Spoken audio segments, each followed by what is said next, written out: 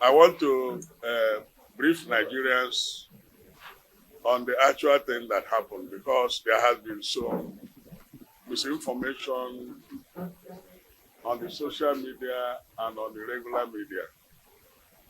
What happened was that I went to Isuochi for the induction of the national officers of the Methodist brigades. We arrived there on Saturday. On Sunday, we concluded the service, and in order to catch up with my flight, along with my chaplain, at 4:30, we took off by 2 to go to the airport, oblivious of the fact that kidnappers were waiting on the road. And as we were descending to Leiru is in Abia State, these people came out from the bush. They divided themselves into 3 places. Some people were at the back, some people were at the center, those who shot, who fired at us. And there was another group in front. To make sure that we didn't run away, they fired shots at our vehicle. And eventually, they abducted us, 3 of us. The communication man of the church was able to escape. The driver was able to escape. They captured me. The Bishop of Owerri and my chaplain took us into the bush and were torturing us. In fact, it was in the process of that torture that I hit my right eye on a tree. And even when blood was flowing and it was soaking my handkerchief, they didn't feel like anything happened. Or they said that we should follow them, that they are not actually against Nigerian citizens, they are against the government, that the government is a bad government. They are Fulani boys, all the 8 are Fulani. That they are Fulani boys, and that if any day they see the president, they will chew him. He's their brother that they had disappointed them and disappointed Nigerians. They will chew him raw. Or any of his representatives, they will chew him raw. But I said, well, even though I'm part of government, but I'm a church man. I'm a man, Christian. I'm not a government officer. They said, okay, that is what has saved you. We would have killed you outrightly without asking for any ransom. But now that you're a church man, let's go. Let's go inside the bush. So we moved and trekked up to 15 kilometers. But I knew that it was from my area. I knew that we were rigmaroling and winding, going up, going down, going up. And eventually at 11 p.m., they said, okay, now we negotiate. Each of us will pay 50 million, and we're going to pay 150 million. I thought it was a joke. I said, we are going to pay 10 million. They said, what? What? Don't say that. They lifted up their knife to cut me. I said, please hold on. They said, we are not going to change. They are going to pay us 150 million. Eventually, they said, okay, because you are a father. And these boys are between 18, their leader is about 35 years. I told them, all of you are younger than my own daughter and even my son.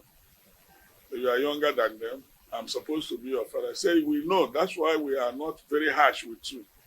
Otherwise, we would have been very harsh. One of them was the one understanding English. The other ones were spoken Fulani, not even Hausa. So they now say, okay, Oga, let us tell you what you will do. And then they have taken my Episcopal ring, because it's gold-plated. They have taken my wedding ring. They have taken this thing. They said, and they ransacked our bag and took all the money. They said, okay, do you know what you do? Pay us 100 million. It's not negotiable. If you talk, we shoot you, kill you, and forget about the money and kidnap others. I said, okay, we will pay you 100 million. So they said, after some time, they said, where is the money? I said, this is Sunday night now. How can we get money this night? And you know that there's this seat at home in Igbo land. You can't afford the money now. Be patient till morning. We make contacts.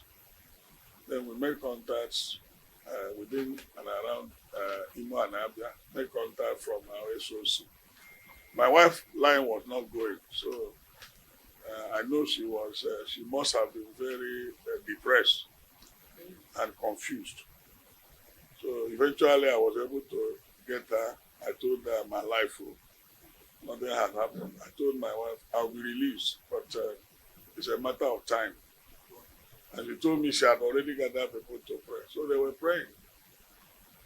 Now, at a time they said, we are delaying them. My bishop of Owerri, they laid him on something, and somebody raised knife that they're going to cut off the head. Now the blood will spill on me, and then I'll know they're serious. The other one pointed to, I said, don't kill, is it money?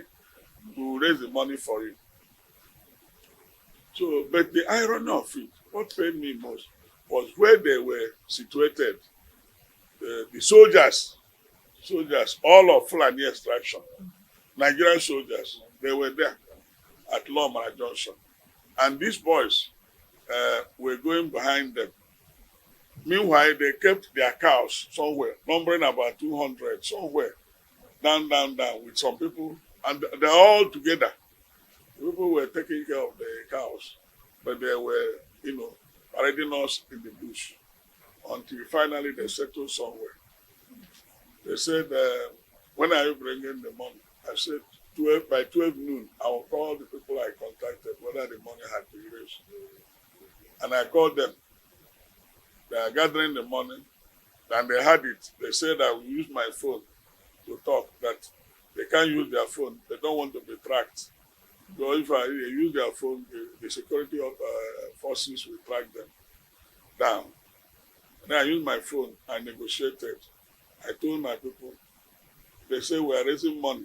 Somebody mentioned we have raised 30 million. I said, SOC, please, any money in the office. Life is more important than money. transfer it to a certain account. Let's pay them that 100 million. And eventually, by 3 p.m., they say, call your people. And I called them. The man that picked the phone said, we have raised 130 million. I said, please, give them 100 million. And the package, they said, their leader said, package the money. Their leader was born in Igbo land. So he born from Sudan, but the parents had died. He was born in Igbo land. So he said he was born around Omai, Amuzu, where the father was a cow dealer, cow. The boy understood the Igbo. When I was talking to Bishop Mark in Igbo, he said, "Are we working aso? It's an Amama Igbo. No ihe niile na-ekwu. So stop talking Igbo here. Think we are joking with you. I'll beat you." So don't beat me, I'm an old man. So eventually, in fact, they pointed gun at us. We were at the middle as criminals. And they were pointing all their guns on us. And they said, if you involve security men, if you involve police or soldiers or DSS, we will kill you because our life will be at risk. We kill you first. We said, down there, don't see that gun. There are 7 decomposing bodies there. In fact, we cut off their head. They are there. So if you like, but we are perceiving the order of killing the human beings. So they said, corporato. So the man, the anchor man, I told him, what you may do, please, talk to the man. The man said, go and buy 5 Ghana must go, big ones, put 20 million into 5. Bring it to somewhere, we'll come and take it. Then he said, that we should be here with 2. 2 of them, one was like this one. They pointed gun at us.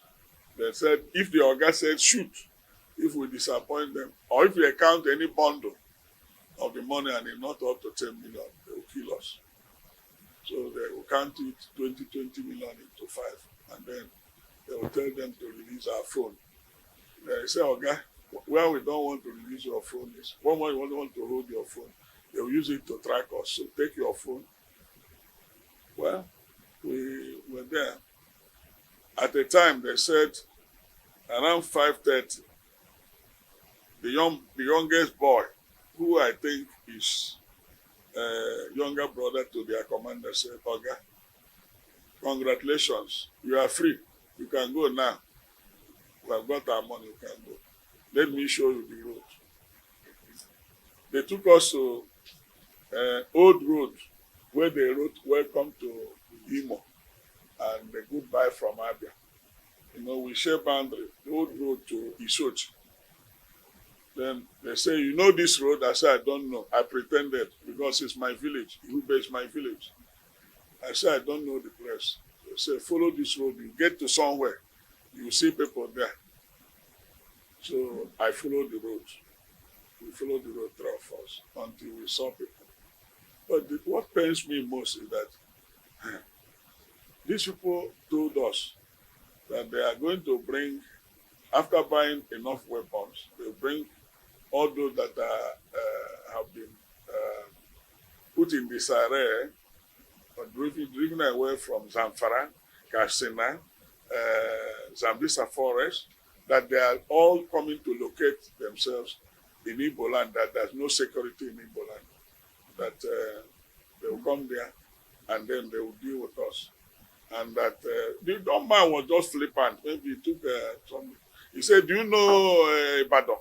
Ibadan, Lagos Expressway. We are in all the bush there. We're everywhere there.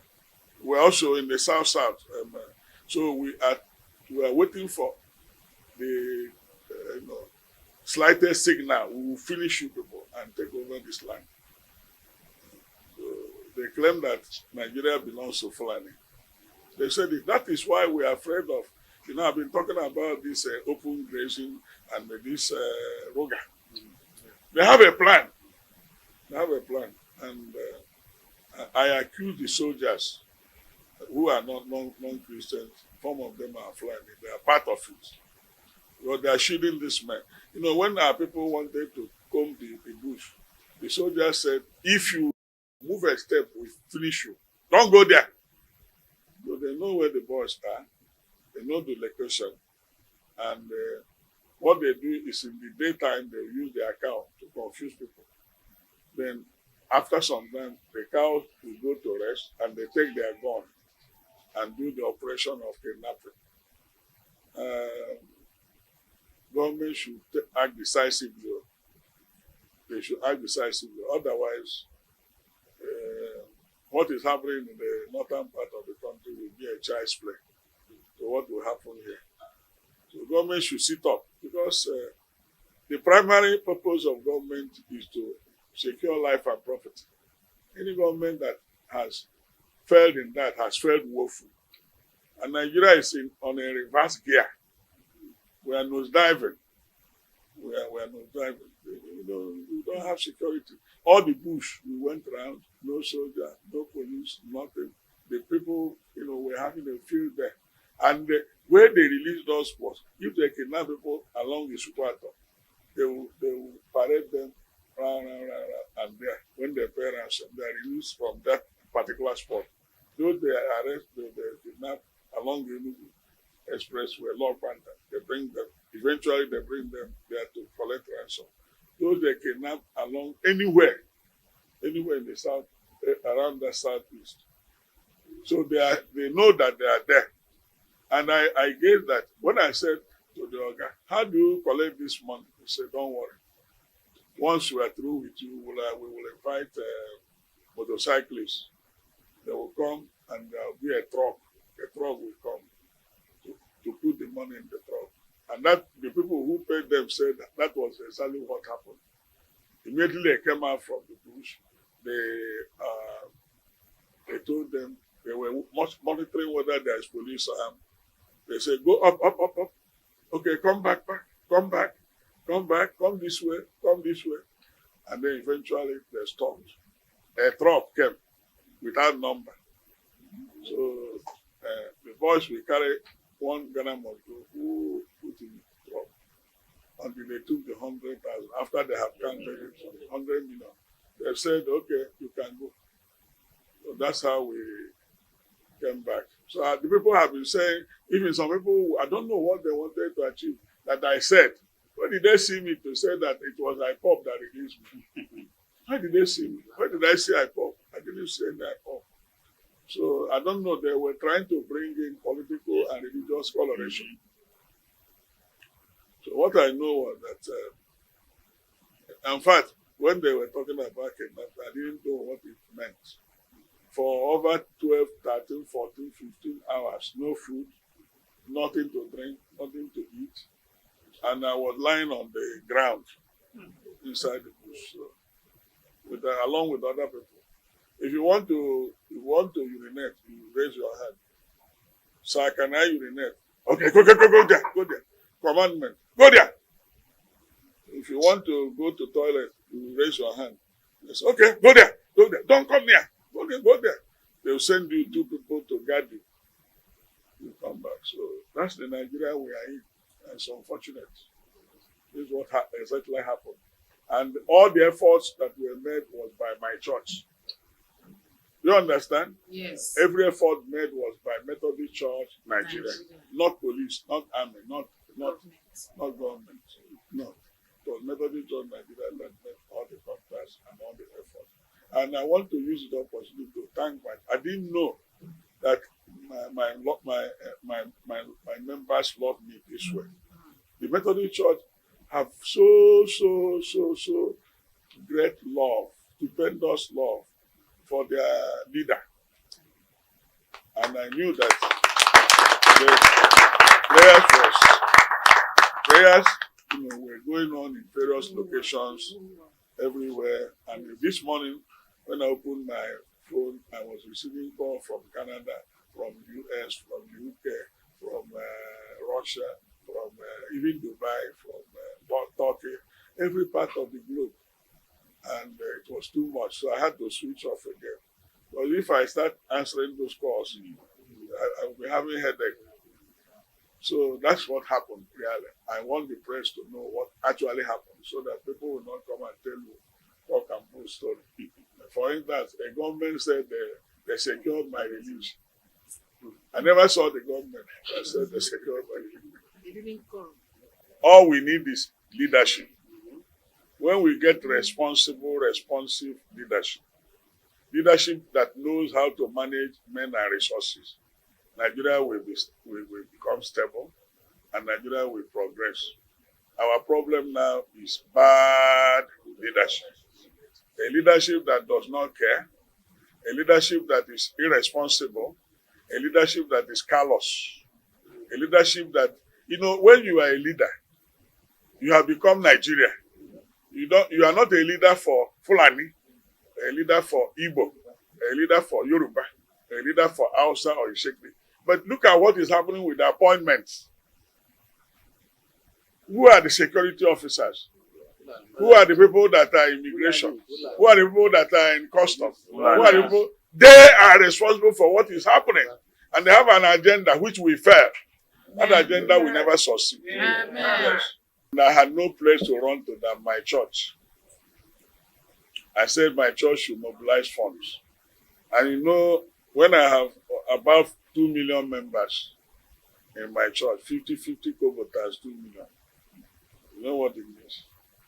Or 10, or even 100 naira times 2 million. So it's my members. Just the way we do things. That's how they raise the money. They don't have oil well. They don't have allocation. And the resource base of the church is human beings.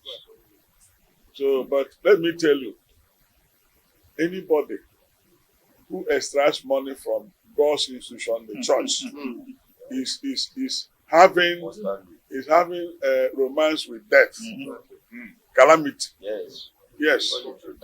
Because the people that give the money gave it under tears. So it will not augur well to whoever uses it. It's blood money. I know you don't speak for CAN or PFN, but as Christians, are you going to escalate this position? Let me tell you, CAN made a statement already. There was a release by CAN. And they said that the government should make sure that their leader, because I'm one of their leaders, is released within 24 hours. They said it to government.